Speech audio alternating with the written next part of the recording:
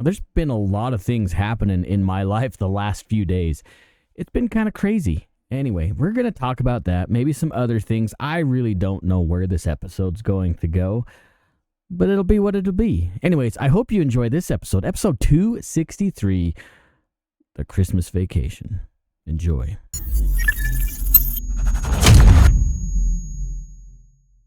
All right, like I said in the intro, these last few days, this couple weeks, honestly, have been crazy. Honestly, ever since GunCon and getting sick, it seems like the weeks go by fast and slow at the same time. I know that probably makes no sense whatsoever, but let's put it in perspective. It's the end of 2024. It went by really fast and really slow at the same time. You know what I'm saying. You get what I'm talking about. So let's catch you up to speed. Now, a long time ago, years ago, I had my son on the podcast. I don't know what episode it was. I guess I could have looked and found it for you. Maybe I'll put it up on the screen here somewhere. I don't know. It's up there somewhere. It will be. Maybe not. Maybe I'll completely forget. But anyway, he got married. Huh? He got married a few days ago. So, cool thing. I didn't lose a son, but I gained a daughter. Should be awesome. And the good thing is she likes guns. So, you know, the apple doesn't fall far from the tree as far as the boy and I. And he's already starting off on a good shoe, on a good foot, on a good thing, on the stuff. What you just said is one of the most insanely idiotic things I have ever heard. I don't know what I'm trying to say. Anyways, so I'm going to publicly say congratulations to my son. If you want to throw in a congratulations somewhere, throw in a comment, whether it be on YouTube or Rumble or wherever you're listening to this show. So yeah, that was fun and stressful. I don't know if you guys have kids old enough to get married. It was stressful, and I didn't really have to do much. You know, the groom side of the family, traditionally, they take care of the luncheon and they take care of the flowers and buy things here and there to help accommodate the whatnots and the who-dickies and the whatever. But it's the bride side of the family that really has the stress because they got to pay for the reception and all this other mumbo-jumbo. Money. So as far as like burden stress, it wasn't as bad, but it was still pretty stressful and frustrating. But it was a great wedding. I'm excited for the two of them. Just young kids spreading their wings and learning how to fly, right? In their country song like that.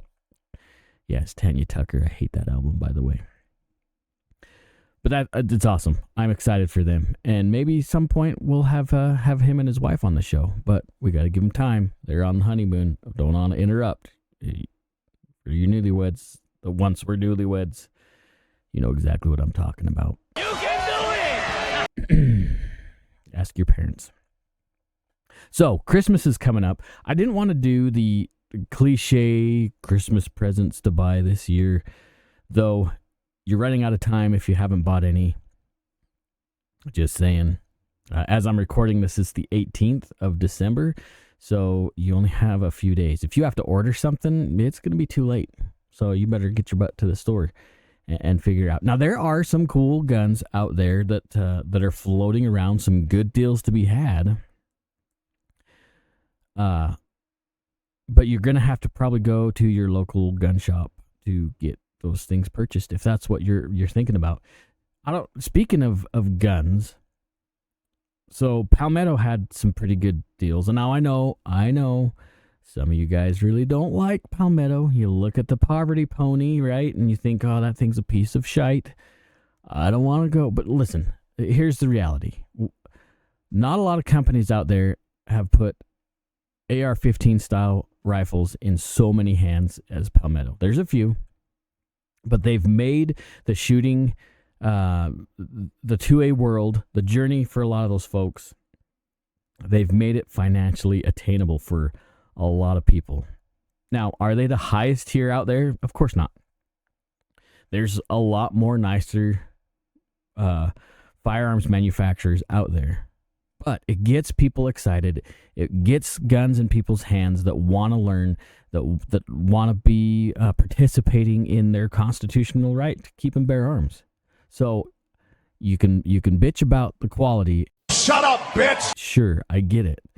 But in reality, they're not doing nothing wrong. They're getting things out there. And I honestly think they have some cool stuff. I don't get paid by them. I've spent a lot of money on the website. I have no affiliation with Palmetto State Armory. But I look at the Jackal. I look at their little AK-9 pistol. They're doing awesome. The Dagger, yeah, I know. It's just kind of a mediocre Gen 3 style Glock clone. I get it. But they're making things happen. And honestly, I don't think the Dagger is a terrible gun. There's worse guns to buy out there. And if it's the best somebody can afford to get them introduced into the community, I'm down with it. I'm cool with it. Let's make it happen. Now, that being said, they had some smoking deals on the website. They still do. Again, it's probably too late to get stuff here by Christmas. By the time you actually hear the show, because I'm not going to produce this, like I said, I'm recording it on the 18th. But it probably won't actually make it out for a couple days. Just because it's hectic. I got another doctor's appointment tomorrow, and it's just getting close to Christmas. I know you guys know what I mean when it comes to time just floating away.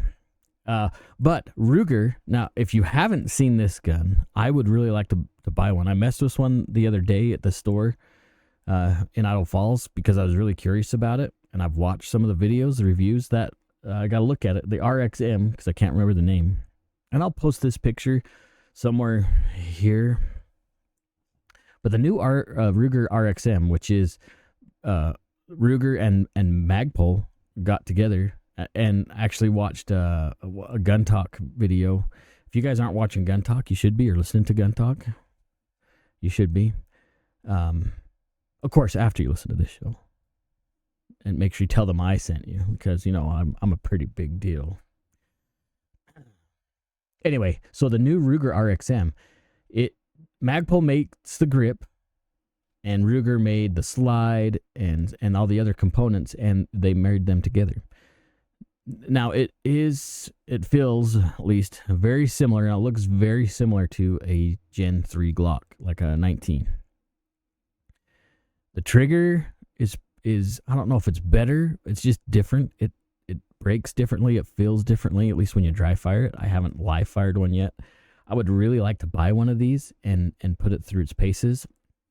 I know you guys, if you're involved on YouTube in any which way or love the 2A community, you've probably already seen a lot of the reviews out there. So it's not worth me spending my time saying, well, it's got this and that and that. But I still think it's pretty cool. And if you haven't looked at it, you need to. The one thing that is pretty cool that Glock has got to be pissed about is they're doing... Oh, let me see what it's called.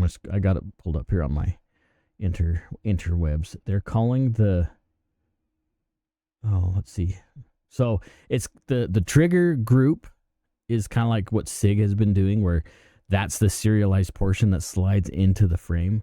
And it's called well, this is pretty novel. You ready for this acronym? The FCI, which, are you ready for this? This is some scientifical language. The fire control insert. So, yeah, I don't know why I couldn't remember that. So, yeah, it slides into the grip module that Magpul's making. Now, the cool thing was with this, just like what we're seeing with SIG, is different grips, different textures, different colors. All these things that Ruger and Magpul are saying is coming. Oh, excuse me. I'm so excited about it. It's taking all my energy away. So, yeah, it's cool. So, I know you can see, and maybe you didn't really think about this or didn't notice, once old man Ruger passed away and the new generation of Ruger took control of the company, that's when you start seeing like the precision rifle and some of these other, the Ruger 5.56. And now this, right? So it's awesome to see the innovation that can happen when, I'm just going to say it, when the FUDs get out of the way, right? So that being said, Glock, hello, what are you waiting for? You probably should have done this maybe with a Gen 5, because I know you've already heard through the industry when you were designing the Gen 5 that SIG was going to do something like this.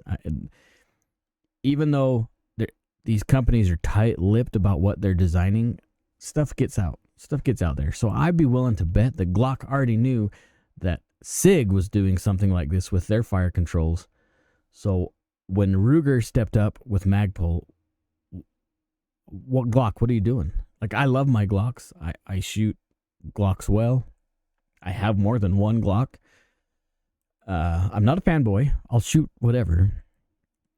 But I just happen to like my Glocks more. So this felt pretty natural in my hands. I don't think the grip angle is exactly the same as the Glock, but it runs Glock mags, which is cool with me. Looks like the slides are already optic cuts. So you can throw, I don't know what optic you want to throw on there, but that's available too. And the price point, like, I think MSRP was around $400. I have seen these in the store and on Palmetto, I think had them, or maybe I think it was Palmetto had them, but they were under $400. They were like $350, something like that. You can't go wrong. You can't go wrong. That's why I want to get a hold of one of these. Honestly, that grip feels good. The texture on the grip feels nice. I don't know if I'd stipple it or not. Maybe I would. I'm curious to see what the grip modules are going to be costing when they actually come out with more available ones. But I just dig that it runs Glock mags. It feels like a Glock. Anyway, I'm curious to shoot one. I'll keep you updated. Maybe you guys have shot one. If you have one, if you shot it, let me know what you think. Is it worth the under $400 price tag, or is it should it have been less? I don't know. But if you're looking for a Christmas present for a spouse, or maybe your kid, this is an option, or yourself, right? This might be a cool option. I'm kind of digging on it, actually. I really do want to get a hold of one. The only ones I've seen as far as color scheme is kind of the grip's kind of like a grayish blue color. I don't know what Magpul calls that color, and then just black slides. So I haven't seen any threaded barrels, anything fancy. My goodness, I've been tired all day. It's so rude to yawn when you're doing a show. So congratulations, I've been rude to you. It's kind of exciting, kind of cool. There's other stuff out there available. Again, there are a lot of deals to be had this time of year. I'll go back to Palmetto. I know there's other places out there to shop, but every time I open my Twitter feed, there is just bombardments from Palmetto State. Magazines are on sale, uppers are on sale, lowers are on sale. I know some of you guys complain about Anderson lowers, but I really don't see a problem with them. Now, you'll say, Steve, it's because you're an idiot. You got to buy a $5,000 rifle to make it worthwhile. Maybe. But again, back to what I said earlier, price points are at a place where people can attain a way to exercise their rights. I'm cool with that. Do I want an expensive AR? Yeah, absolutely. I mean, I have one that I would consider an expensive AR. But sure, I take a BCM, I take a Daniel, I take something. I want one of the new Seekins rifles that are out there. I mean, why not? But, it's like the fast food. It's like going to fast food nowadays with firearms. They're just affordable. But that being said, I don't know what's going to happen in the future with the next administration. I know it's easy to say, hey, he's a conservative. He ran on all these platforms. He's not a conservative, by the way. Donald Trump is not a conservative. No! God, please, no! No! But he said, yeah, I'm going to do all this cool stuff. We'll see. The Hearing Protection Act has a chance. That would be absolutely rad. By the way, if you're thinking about buying a suppressor, why have you not bought one? I know I haven't bought one because I'm broke as hell. That's a different story. But if you're looking to get a new can, man, that is a perfect time to get one. Now, I know that just like the last time we had a chance with the Hearing Protection Act, that we had a chance to get awesome cans out there at a good price, sort of. But, tax stamps might disappear, whatever. This was back in the day, 2018, 2019. Then the Las Vegas shooting happened, which had nothing to do with suppressors, but that got thrown out the window. And now with that that dude that got assassinated in New York, the insurance executive, whoever the shooter was, allegedly had a suppressor on there. And there's already anti-gunners complaining about that. And then, of course, we had a couple of shootings this week too, which is sad and it sucks. The reason why I'm bringing that up is I just praised how cheap firearms are. That's exactly my point. Right now, stuff is somewhat affordable. Don't sit on your laurels. Honestly, I usually counsel this anyways. Instead of buying another gun, if you've got 400 AR-15s, that might be a slight exaggeration. If you got multiple ARs, maybe it's time to stock up on ammo and not build another one or buy another one. You do you, but I have a sneaking hunch that ammo is not going to come down for very long. If it does, it's going to get expensive, especially NATO cartridges. So 5.56, 308, 9mm, maybe it's time to bulk up on that a little bit. Prices are not as good as they were pre-pandemic. I get it. Gone are the days of whatever $8 a box 9mm. Unless you find some, let me know. But I have not seen $9 9mm for a while. 22 ammo. It's everything's getting expensive, and a lot of that is not just because they're price gouging and they want to take advantage of us. It's because some of their raw materials are getting harder to source or more expensive, or because of natural disasters or whatever, things change and it's harder to get the raw materials to produce the ammunition. So I just have a sneaking hunch. I'm not saying that I have some insider information. I do not. It's probably a better idea to stock up on ammo. Whoops, I bumped my mic. I'm going to get a drink here because maybe that'll help me keep you awake. You know, I just read a funny quote by Jim Gaffigan. He says, Christmas is the time of year. Let me see if I get this right. Christmas is the time of year that you sit in front of a dead tree eating stale candy out of a sock. Yep, that's it. You know, the other thing was I was thinking about what to talk about in this episode. And the reason why I call it the Christmas vacation, because we're all getting really close to Christmas vacation and time with our family. Back in the day, when things were a little easier in my life, I would take from Christmas to New Year's off. And I'd just spend that time with my family. I was able to do that. It was fantastic. It's certainly frustrating that I can't do that right now.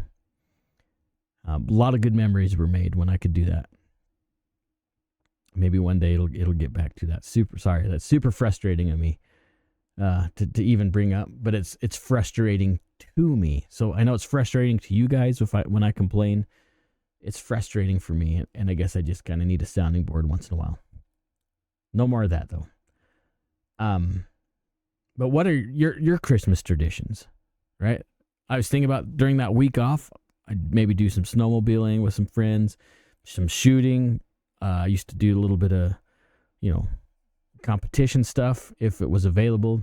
When I was working at the ranges, I could do some shooting on Christmas or the day before Christmas because it was quiet. And then after Christmas, it was usually pretty quiet because people are hanging out with family. So it was an opportunity to get more range time in.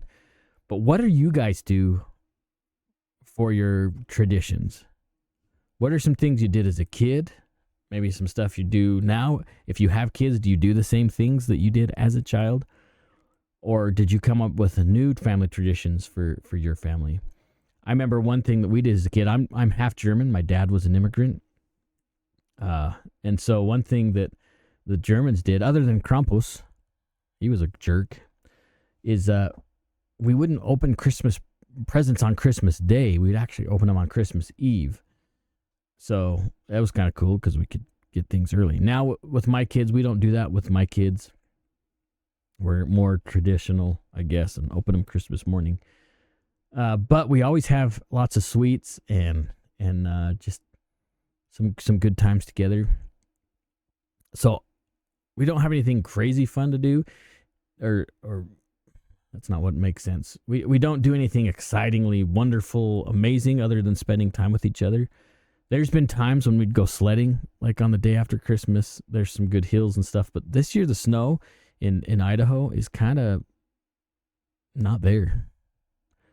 It's been chilly, but there's not a lot of snow. Maybe we'll get surprised with some snow for Christmas. That'd be fun. Right now we got maybe an inch, inch and a half, which is not good for Idaho because we need the water.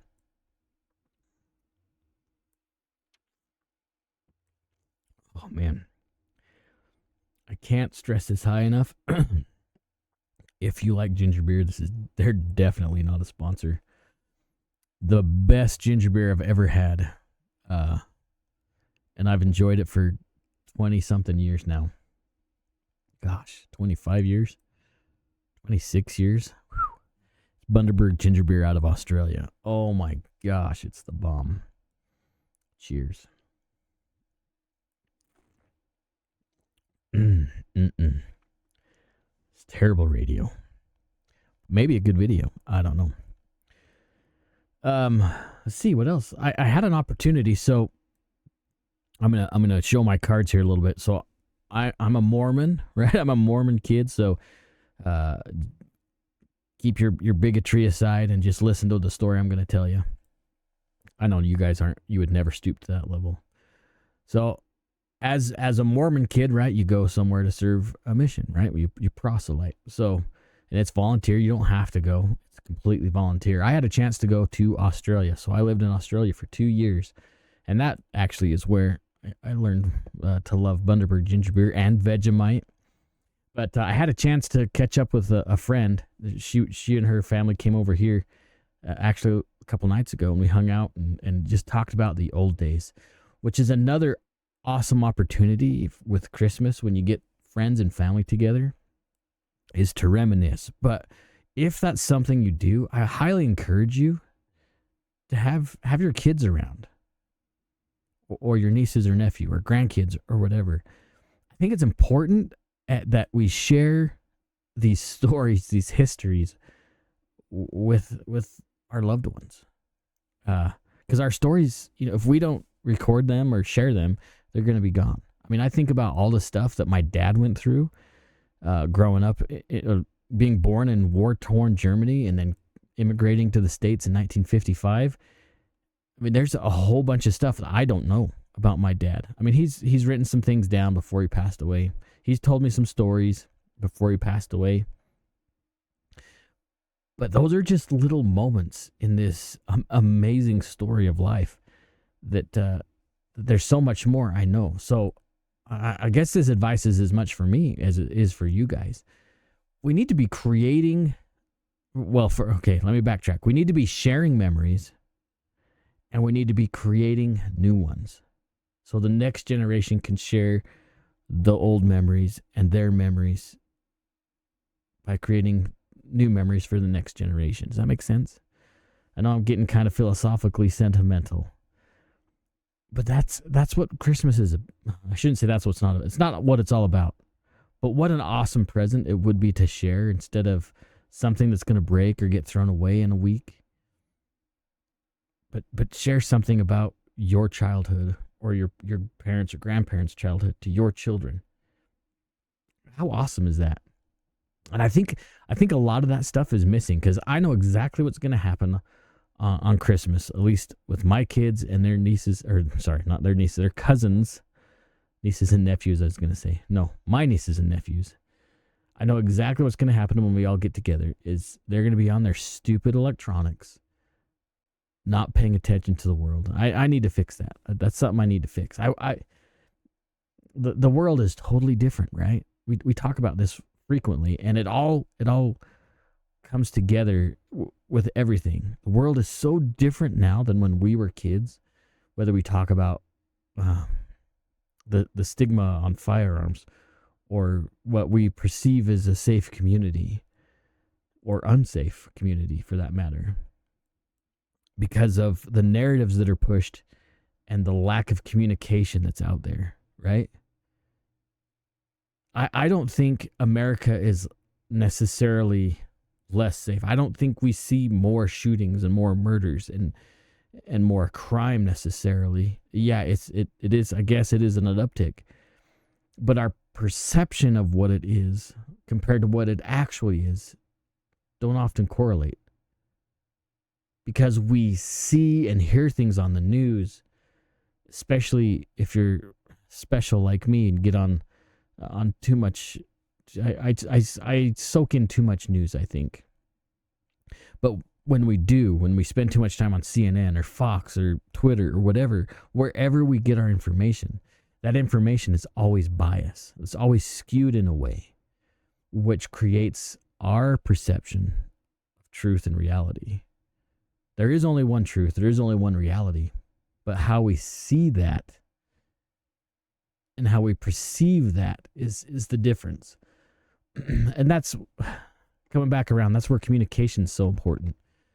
Every once in a while on Twitter, I'll get on some spaces, or I'll tweet back and forth with people about things that we may not agree with or agree on. One example was the Daniel Penny. I did a video on Daniel Penny a episode or two ago, right? We had a space on Twitter about Daniel Penny, and there were some people that felt like though his actions were justified, right? But according to law being satisfied, justice being satisfied, they felt that he was guilty and needed to go to jail, even though what he did was noble. The law said that he should have been prosecuted, and that may have been. But needless to say, when we all got together and we had this conversation about why these individuals felt that way and why I didn't feel that way, I felt like he should have been, there should have been no court hearing, no trial on what Daniel Penny did. I wouldn't say necessarily that he's a hero, but he stepped up and did something that other people weren't willing to do. But nonetheless, the conversation that we had was I wouldn't say enlightening, but it was refreshing. And I know when we talk about Christmas and Thanksgiving, for that matter, when we get to this time of year, we get a lot of family. And not every member of every family has the same perception or understanding or viewpoint. Now, I know you know somebody, as I'm talking about this right now, there's somebody in your family that you know does not have the same political or religious views as you do. Because everybody in the family is different. Which in reality is a beautiful thing, because we need to be having conversations to help each other meet somewhere in the middle. And when we have these conversations, we never go into these conversations like thinking, I'm going to win this time. Crazy Uncle Mark is not going to win this time because I have all the facts and I know what I'm talking about. Well, guess what? Crazy Uncle Mark feels the same way. So instead of going in convinced that you're going to change somebody's mind when we have these conversations, no matter what these conversations are, we should go in these conversations building off what we agree on first, not trying to tear down what they're wrong on, right? So I guess is what I'm trying to say is, if you're gonna hang out with your family and have some conversations on Christmas, maybe don't look at it as you're right, they're wrong. Maybe look at it as, hey, we're family, and let's just sit down and talk. It's probably better that you don't bring up political craziness, anyways, because you never know what crazy Uncle Mark's gonna do. That reminds me. I don't remember where I saw. I think it was on Twitter. There's no way I'll be able to find this. I don't think. It was pretty amazing. Actually, let me see if I can find it. And if I do find it, I'll share it up in here. Hold on. This was absolutely crazy. I think I can find it in the thread of Carl. If you don't follow You Are a Smartass Carl on Twitter, you are totally missing out. He is used to be a crazy liberal, in his own words, like a super anti-gun, until he was armed at gunpoint and had a terrible, scary experience. Changed his life. Yeah, I don't think I'll be able to find this. But it was staggering. They were talking about, it was some kind of a survey. Gosh, I wish I could remember where I saw this. It was a survey on gun use, Republican and Democrat.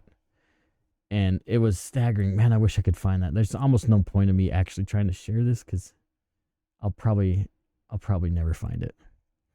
But see if I can remember and somewhat paraphrase it. Like, have you ever pulled a gun on somebody in malice or something like that? And it was like more Democrats of the percentage, the pie chart there. More Democrats have pulled a gun in malice, right? Or in anger or whatever. It's kind of interesting. It was. I wish I could find it. It was a pretty interesting little thing. I don't know where that came from. I guess it doesn't matter. You know what? I'm going to bring this episode to a close. I know I tend to be a little long-winded. It is what it is. If you liked this show, I know you like the shorter episodes. I get that. They're easier to digest. Give it a like, give it a share it with somebody you know. And don't forget to comment. It's okay to make comments on the videos if you're watching the videos, whether it be on YouTube or Rumble. Just leave a comment. If I've earned your subscription, please subscribe. That'd be rad. If you want to support the show in another way, you could jump on the website, rangemindedpodcast.com. I got some patches, some custom patches that are just that I designed. I love PVC patches, morale patches. Support the show that way. That'd be rad.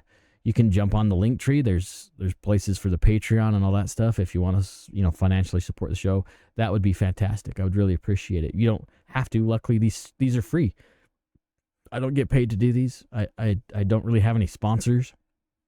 So if you want to pitch in, that'd be super cool. If not, at least subscribe and share it with somebody. That would be super awesome. I'd really appreciate it. This Christmas is going to be a special Christmas. I have a feeling that we're all going to have some special connections and some special memories made. Make the most of the time that you have with your family. Because you never know. You never know what's going to happen. If you have some spare time, take some of these family members shooting.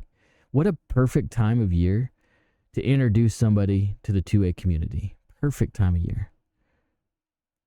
It's completely super cash. Find a range to go shoot at, or if you have some ability to go to some public land where it's safe, it's totally awesome. I mean, you could totally change somebody's life. Take somebody shooting. I think it's always a good idea. Make sure that you do some shooting too. Buy some ammo, hang out. I'm going to ask you too, before I let you go. I've really toyed with the idea of selling. I've been making some targets because I have access to a laser. So, and lots of old cardboard boxes, because I also work at a plastics company. So we get lots of boxes. And so I've been taking these cardboard boxes and turning them into targets, and I've got some designs. I think I've actually shared some on a video, or I can't remember. My mind's going. If you think I should have some custom, and these are not just like regular old targets paper targets that you can buy. I have a friend that makes custom targets. He's also, if you look at the website, there's a link to his website as well. But if you think I should sell some targets online, let me know. I'm totally cool with sharing some of my targets and some of the drills that I've come up with to go with those. It'd be super fun. Make sure that you have a Merry Christmas. And peace out, guys. Love you. Be safe. Have a Merry Christmas.